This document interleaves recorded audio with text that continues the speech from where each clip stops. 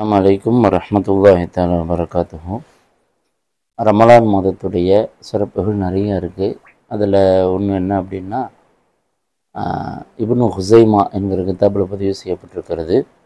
அவ்வளுஹு ரஹ்மத்துன், ரமலான் மாதத்துடைய ஆரம்ப 10 ரஹ்மத்தான 10, ஔசத்தஹு மஃபிரத்துன், அதனுடைய நடுவு 10 மஃபிரத் பாவ மன்னிப்புடைய 10, ஆஹிருஹு இத்தகு மினன்னார், கடைசி 10 நரகிலிருந்து விடுதலை பெறுகிற 10 என்பதாக ரசூல் ஸல்லல்லாஹு அலைஹி வஸல்லம் அவங்க சொல்லி தந்திருக்கிறாங்க. அதில் முதல் 10ல் ரஹ்மத், இந்த அருளை நம்ம நிறைய அல்லாஹ்ட்ட கேட்கக்கூடிய ஒரு மாதம், பெற்றுக்கொள்ளக்கூடிய ஒரு மாதம். எல்லா நாட்களிலும் அல்லாஹ்வுடைய ரஹ்மத்து கிடைக்கும்னாலும் இந்த ரமலான் மாதத்தில் முதல் 10 அது அதிகமாக கிடைப்பதற்கு வாய்ப்பு இருக்கிறது அப்படின்ட்டு ஸல்லல்லாஹு அலைஹி வஸல்லம் அவங்க நமக்கு சொல்லி தந்திருக்கிறாங்க. அப்போ இந்த ரஹ்மத்துனா அல்லாஹ்வுடைய அருள்னா என்ன அப்படிங்கிறத நம்ம கொஞ்சம் தெரிஞ்சுக்கணும். அது எந்த அளவுக்கு முக்கியம் அப்படின்னா, நம்ம ஒவ்வொருத்தரையும் ஏதாவது ஒன்றில் ஒரு ஸ்பெஷலிஸ்டாக இருப்போம். ஒன்று, சில பேர் உடலால் உழைப்பதில் ரொம்ப பெரிய முக்கியத்துவம் வாய்ந்தவங்களாக இருப்பாங்க. இன்னொரு சில பேர் நிறைய பேச்சு திறன் உள்ளவங்களாக இருப்பாங்க. இன்னும் சில பேர் எழுத்துத்துறையில் ரொம்ப சிறந்தவங்களாக இருப்பாங்க.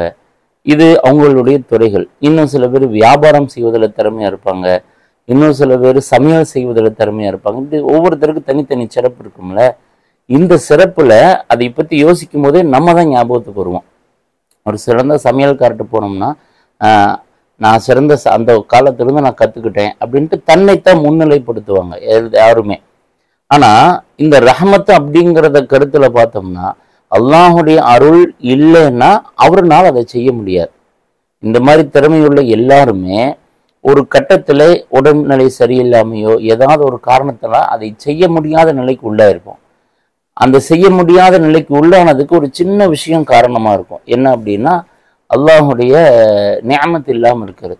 சாதாரணமாக கண்ணில் ஒரு சின்ன பூச்சி விழுந்துருச்சு, அதனால என்னால் சரியாக சமைக்க முடியல, எனக்கு பயங்கர காய்ச்சல் வந்துட்டு அதனால என்னால் சரியாக எழுத முடியல, அதே மாதிரி கையில் நகத்து பக்கத்தில் சின்ன கொப்பளை வந்துடுச்சு, மம்முட்டி எடுத்து என்னால் குத்த முடியல என்று எவ்வளவு பெருசாக நம்ம நினச்சிட்டு இருந்தோமோ அந்த அருள், அது உடல் உழைப்பு, சமையல் செய்தல், பேசுதல், எழுதுதல், எந்த அருளுமே சின்ன காரணத்தினால் நம்மளால சுத்தமாக நிவர்த்தி பெற்றோம். அப்போ அந்த காரணமும் இல்லாமல் வைக்கிறதுங்கிறது அல்லாஹுடைய பெரிய அருள். இது நம்ம எல்லாரும் தெரிஞ்சுக்கிறது. இன்னொன்று, நம்ம சாதாரணமாக நினைக்கக்கூடிய பெருசாக நினைக்காத சில விஷயங்கள் இருக்குது. என்ன அப்படின்னா, நம்ம நடக்கிறது, நம்ம சாப்பிட்றது, நம்ம தூங்குறது, இதெல்லாம் நம்ம என்ன பண்ணிட்டு இருக்கோம்னா இதை பெருசாக நினச்சிக்க மாட்டோம். ஆனால் இது எந்த அளவுக்கு அல்லாஹுடைய ரஹ்மத்து அருள் அப்படின்னா, அது நடக்காமல் சில நாட்கள் நம்ம வாழ்க்கையில் நகர்ந்துருக்கிறோமே. காலில் அடிபட்டிருக்கும், நடக்க முடியாமல் இருப்போம். ஒரு நாக்கில் புண்ணு வந்திருக்கும், பேச முடியாமல் இருப்போம். இரவு நேரத்தில் கரண்ட் போயிரு, தூக்கம் வராமல் சிரமப்பட்டிருப்போம். இப்பெல்லாம் அந்த தூக்கம் என்று நம்ம எதை சாதாரணமாக நினைச்சோமோ எவ்வளோ பெரிய அருள், நடத்தல் என்பது எவ்வளோ சாதாரணமாக நினைச்சோமோ அப்படி இல்லை, அது எவ்வளோ பெரிய அருள். இந்த மாதிரி நிறைய இருக்கு. அப்போ இந்த நாம் பெரிதாக நினைப்பதாக இருக்கட்டும், சின்னதாக நினைப்பதாக இருக்கட்டும், அது நம்மிடம் வருவதற்கு அல்லாஹுடைய அருள் ரொம்ப முக்கியம். அதை பெற்றுக்கொள்வதற்கு இந்த முதல் 10ல் நம்ம கடுமையாக முயற்சி செய்யணும் அப்படின்னு இருக்கு. அந்த அல்லாஹுடைய அருள் நம்மள்கிட்ட வருவதற்கு சில காரணங்கள் இருந்தால் அதிகமான அருள் நம்மள்கிட்ட தங்கும் அப்படின்னு அல்லாஹாலாவுடைய மார்க்கம் ரொம்ப தெளிவாக நமக்கு இஸ்லாம் சொல்லுது. அதில் சிலதை நம்ம மென்ஷன் பண்ணியிருக்கிறோம். என்னன்னா, முதலாவதாக ரஹ்மத்தி வசிஅத்து குல்ல ஷைஇன், அல்லாஹ் சொல்றான், உங்களோட ஒவ்வொரு விஷயத்திலும் அல்லாஹ்வுடைய அருள் இருக்குங்கிறான். நம்ம எதை சிந்தித்தாலும், நாம் சம்பந்தப்பட்ட எதை சிந்தித்தாலும் அதில் அல்லாஹுடைய அருள் இல்லாமல் எதுவும் செய்ய முடியாது என்பதாக அல்லாஹ் சொல்றான். இதை நம்ம முன்பு சொன்ன அந்த உதாரணங்கள்ல எல்லாம் வச்சு யோசனை பண்ணோம்னா ரொம்ப தெளிவாக தெரியும். அப்போ அந்த ரஹ்மத்து நம்மகிட்ட வருவதற்கு ரொம்ப முக்கியமான நிறைய காரணங்கள்ல முதல் காரணம் என்ன அப்படின்னா, ஸல்லல்லாஹு அலைஹி வஸல்லம் அவங்க சொல்றாங்க, இரஹமு மன்ஃபில் அருளி, இந்த பூமியில இருக்கக்கூடியவங்கள் மீது நீங்கள் ரஹ்மத் அருள் காட்டுங்கள். இரஹமுக்கும் மன்ஃபிஸ் ஸமாஇ, வானத்தில் உள்ள அல்லாஹ் உங்களுக்கு அருள் காட்டுவான் என்பதாக சொல்றாங்க. இந்த ஹதீஸ் அபூதாவுதில் பதிவு செய்யப்பட்டிருக்கு. இப்போ இந்த ஹதீஸ் நமக்கு சொல்லித் தருகிற முக்கியமான செய்தி என்னன்னா, அல்லாஹுடைய அருள் நமக்கு வேணும்னா இந்த பூமியில உலகத்தில் நம்ம இருக்கும்போது யார் மீதெல்லாம் நாம் அதிகாரம் பெற்று இருக்கிறோமோ அவங்க மேல நம்ம அன்பாக அருளாக இருக்கணும். யாருக்கெல்லாம் நம்முடைய ஒரு சொல்லும் நம்முடைய ஒரு செயலும் அவங்களுக்கு சந்தோஷத்தை கொடுக்குமோ அல்லது அவங்களுடைய வாழ்க்கையை தீர்மானிக்குமோ, நம்முடைய சொல்லாலோ செயலாலோ எந்த அளவுக்கு அருளாக நல்லபடி நடந்துக்க முடியுமோ அந்த அளவுக்கு நடந்துக்கணும் அப்படிங்கிறதா. உதாரணத்துக்கு ஒரு வீட்டில் ஒரு குடும்ப தலைவர் இருக்கிறார். அவரு தான் குழந்தைகளுக்கு காசு கொடுக்கறது, மனைவிக்கு உண்டான நேரத்தை வகுத்து கொடுக்கறதெல்லாம். இவர் என்ன செய்யறாருன்னா, எங்கிட்ட தான் அதிகாரம் இருக்குன்னு ரொம்ப ஸ்ட்ரிக்டா நடந்துக்கிறார். அவங்களெல்லாம் சிரமப்படுற அளவு அவங்களுக்கு போய் சேரக்கூடிய அந்த அருளை கொடுக்கறது இல்லை. அது காசு பணமா இருக்கலாம், நேரமா இருக்கலாம், அல்லது சந்தோஷமான சூழலா இருக்கலாம். தரல அப்படின்னா அவருக்கு அல்லாஹ்வுடைய அருள் கம்மியா இருக்கும். அதை தரக்கூடிய பழக்கம் உள்ளவங்களா இருந்தா அவங்களுக்கு அல்லாஹ்வுடைய அருள் அதிகமா இருக்கும் அப்படிங்கிற ஒரு கருத்து. இன்னொன்னு, ஒரு இடத்துல வேலைக்காரர் இருக்கிறார், முதலாளி இருக்கிறாரு. என்ன செய்யறாருன்னா, சீக்கிரமாக வேலையை முடிச்சுட்டு கொஞ்சம் போதல்ங்கிறது அந்த வேலையாளுக்கு ஒரு அருள். அதை தர மாட்டேங்கிறார். வேலை முடிஞ்சு வேலை இல்லைனாலுமே சும்மா உட்காந்துட்டு போ கொஞ்ச நேரம், உனக்கு தான் இவ்வளவு நேரம் டைம் இருக்குல்ல, இப்பயே போய் என்ன செய்ய போற, புள்ள இருந்தா தான் சம்பளம் என்று சம்பந்தமே இல்லாம அவசியமும் இல்லாம அந்த வேலைக்காரனை இறுக்கி பிடிப்பதில் ஒரு மகிழ்ச்சி காண்கிறார். அப்ப அவனுக்கு இவர் அருள் தரல இந்த பூமியில் இருக்கிறவங்களுக்கு. அப்ப அப்படிப்பட்டவங்களுக்கு அல்லாஹ்வுடைய அருள் கிடைக்கும்னு சொல்ல முடியாது. அங்கே அருளாக நடந்தோமையானால் அல்லாஹ்வுடைய அருள் கிடைக்கும் என்பது போன்ற நிறைய செய்திகளை நமக்கு இந்த ஹதீஸ் சொல்லித் தருகிறது. அப்ப ரெண்டாவது என்ன அப்படின்னா, குர்ஆனை ஓத கேட்பது அல்லாஹ்வுடைய அருளை நமக்கு கொண்டு வரும். அல்லாஹ் குர்ஆன்ல சொல்றான், வைதா குரியல் குர்ஆன், குர்ஆன் ஓதப்பட்டால் ஃபஸ்தமிஊ, அதனை செவிதாழ்த்தி கேளுங்கள், வ அன்சிது, அமைதியாக இருங்கள், லஅல்லக்கும் துர்ஹமூன், நீங்கள் அருள் பெற வேண்டும் என்பதற்காக, அருள் லஅல்லக்கும் துர்ஹமூன், அருள் பெறக்கூடியவர்களாக ஆவதற்காக அப்படின்னு சொல்றான். அப்ப குர்ஆனை ஓத கேட்பது அல்லாஹ்வுடைய அருளை கொடுக்கும். அல்லாஹ்வுடைய அருள் நமக்கு எதெல்லாம் இருக்கோ அது தங்கணும், இன்னும் அதிகமா வேணும்னு நினைக்கிறவங்க குர்ஆன் யாராவது ஒருத்தர காரிகள் அல்லது உஸ்தாதுமார்களை ஓத சொல்லி செவிதாழ்த்தி அமைதியாக கேட்கணும். இந்த அன்சித்து அப்படின்னு சொன்னா வாய்மூடி இருப்பது. அந்த குர்ஆன் ஓதுகிற சமயத்துல எந்த விதமான பேச்சுக்கும் எதுக்கும் இடம் தெரியாம வாய்மூடி இருப்பது. அப்படி இருந்தோம்னாலும் அல்லாஹ்வுடைய அருள் நமக்கு அதிகமாக கிடைக்கும் என்பதாக நமக்கு மார்க்கம் சொல்லித் தருகிறது. அப்படிப்பட்ட சூழலை ஏற்படுத்தணும். இதனால்தான் நிறைய பள்ளிகள்ல இந்த தராவிய தொழுகை முடிஞ்ச உடனே கராத்து வைப்பாங்க, அந்த ஓதி கேட்பதற்காக. அடுத்தது இந்த அல்லாஹ்வுடைய அருளை நம்மள்கிட்ட கொண்டு வரக்கூடிய மிக முக்கிய காரணமாக நமக்கு மார்க்கம் சொல்லித் தருவது என்னன்னா, அல்லாஹ் குர்ஆன்ல சொல்றான், இன்னமல் முஃமினூன, ஃபோன் கட் பண்ணு யாரு, இன்னமல் முஃமினூன இஹ்வா, நிச்சயமாக முஃமின்கள் எல்லாம் சகோதரர்கள், ஃபஅஸ்லிஹு பைன அஹவைக்கும், உங்க சகோதரர்களுக்கு மத்தியில நீங்க இணக்கத்தை ஏற்படுத்துங்க, வத்தகுல்லாஹ, அல்லாஹ்வை அஞ்சிக் கொள்ளுங்கள், லஅல்லக்கும் துர்ஹமூன், நீங்கள் அருள் பெறக்கூடியவர்களாக ஆவதற்காக என்பதாக அல்லாஹ் சொல்றான். அப்ப அல்லாஹ்வுடைய அந்த அருள் என்கிற ரஹ்மத் வர்றதுக்கு இன்னொரு முக்கியமான காரணம், முஸ்லிம்களுக்கு மத்தியில் இருக்கிற பிரச்சனைகளை தீர்த்து வைக்கிறதுக்கு பைசலுக்காக நம்ம போகணும். அவங்க 2 பேரும் சண்டை போட்டுக்கிறாங்க அப்படின்னா, அல்லது வேற ஏதாவது பிரச்சனைகள மன வருத்தத்தில் இருக்கிறாங்கன்னா, நம்ம அவங்ககிட்ட போய் நீங்க இதை கொஞ்சம் சரி பண்ணிக்கோங்கன்னு ஏதேனும் முயற்சி பண்ணி சரி பண்ணோம்னா அல்லாஹ்வுடைய அருள் நமக்கு நிறைய வரும் என்பதாக அல்லாஹ் சொல்றான்.